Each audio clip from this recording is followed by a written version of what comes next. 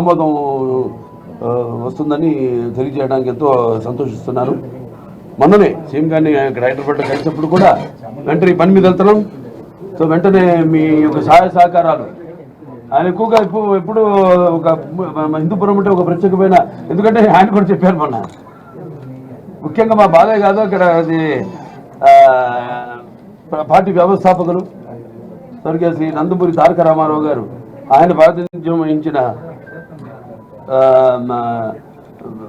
Constituency, అలాగే అది కాకుండా కూడా భౌగోళికంగా ఎంతో మంచి భవిష్యత్తు ఉన్న కాన్స్టిట్యుయెన్సీ మన హిందూపురం.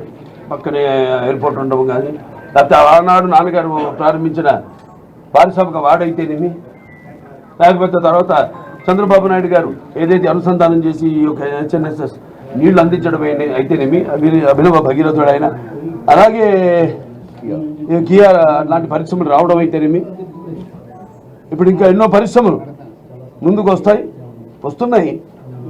చర్చలు జరుగుతున్నాయి వాళ్ళతో, వాళ్ళకి కావాల్సిన అవసరాలేంటి వాటిలన్నింటినీ కూడా. సో త్వరగతిన హిందూపురం ఒక తలమానికంగా మన రాష్ట్రంలోనే నిలబడడానికి మా అందరి శాయశక్తి, అందరి కౌన్సిలర్స్, ఇప్పుడు అందరికీ వారికి అయితేనేమి, ప్రభుత్వ అధికారులకు అయితే మీకు, మీ అందరికీ పాత్రకి అందరికీ కూడా అయితే నేను మా కృతజ్ఞతలు తెలియజేసుకుంటున్నాను. సినిమాల్లో పాటు రాజకీయాల్లో కూడా బాలయ్య తిరుగులేదు అనుకోవచ్చా?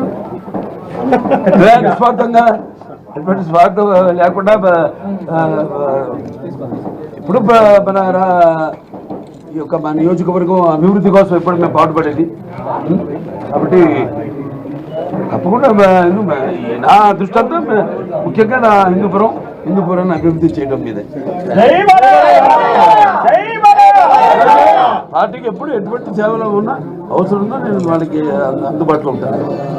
ఒక ఈ హిందూపురాన్ని కాదు, ఆ రకంగా నా సేవలు పార్టీ బలపరచడానికి తెలియదు విషయంలో ఎక్కడ అవసరమైతే ఎందుకు లేడని సందేహం వాళ్ళతో ఎందుకు వెతికినా అందరూ